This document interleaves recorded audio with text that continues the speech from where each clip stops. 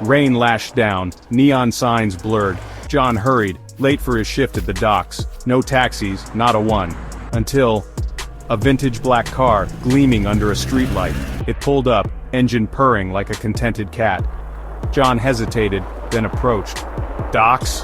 he asked. The driver, face shrouded in darkness, simply nodded. John got in.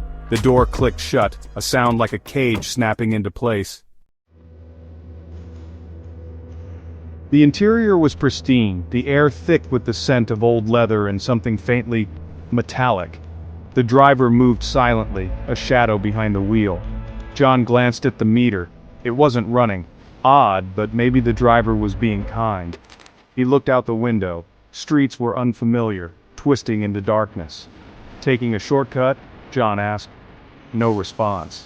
Just the soft whisper of tires on wet asphalt and a growing sense of unease in his gut. The radio crackled to life. Static, then a burst of distorted sound, like a voice trying to break through. John felt a chill crawl up his spine. The car picked up speed, faster, faster, hurtling through the deserted streets. John gripped the seat, knuckles white. Something wasn't right. He tried to roll down the window, desperate for air. It wouldn't budge. The metallic scent intensified, tinged with something sickly sweet. Blood. It smelled like blood. John's heart pounded in his chest. He risked another look at the driver. A pair of eyes, glowing an eerie green, met his in the rearview mirror. A scream caught in his throat. The driver was a skeletal figure draped in shadows, its grin a grotesque mockery of humanity. This wasn't a taxi, it was a hearse. Panic surged through him. He fumbled for the door handle, but it wouldn't move. He was trapped. This nightmare was real, and there was no escape. The car veered sharply, careening down an alleyway so narrow the walls seemed to scrape the sides. John braced himself, fear a living thing within him. Then silence. The engine sputtered and died. The taxi lurched to a stop, plunging them into darkness. John was trapped with a monster in the suffocating blackness. He could hear his own ragged breaths echoing in the confined space. The smell of blood was overpowering now, making his stomach churn. He was going to die here. Section 6. The Vanishing. A cold hand, nothing but bone, brushed his cheek. John flinched away, a whimper escaping his lips. The skeletal driver leaned closer, its icy breath sending shivers down his spine. "You're fair," it rasped, its voice a hollow whisper from beyond the grave.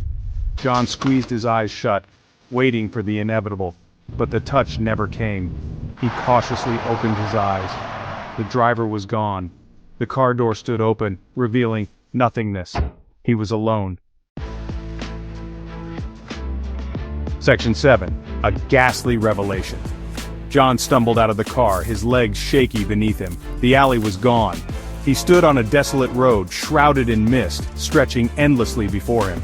Before him stood a weathered signpost, its paint peeling. It read, "Lost Highway, no return." He was trapped in a realm between life and death. The taxi was gone, vanished into thin air. The only evidence of its existence was the lingering scent of blood and the chilling memory of the skeletal driver. Section 8. Trapped in terror. John was alone, lost in a place where shadows whispered and the air hung heavy with despair. He had no way out, no hope of rescue. He had become another victim of the haunted taxi, claimed by the darkness that lurked within its gleaming chrome and blood-stained leather. He cried out, his voice swallowed by the oppressive silence. He was trapped forever on the lost highway, his soul bound to the cursed taxi. Section 9. The curse lives on. The taxi still roams the city streets, its engine a low purr in the night, searching for its next victim. Beware the lure of the vintage car, especially after midnight. If you see a lone taxi, its headlights cutting through the darkness, don't get in. It may be your final ride. The curse of the haunted taxi lives on.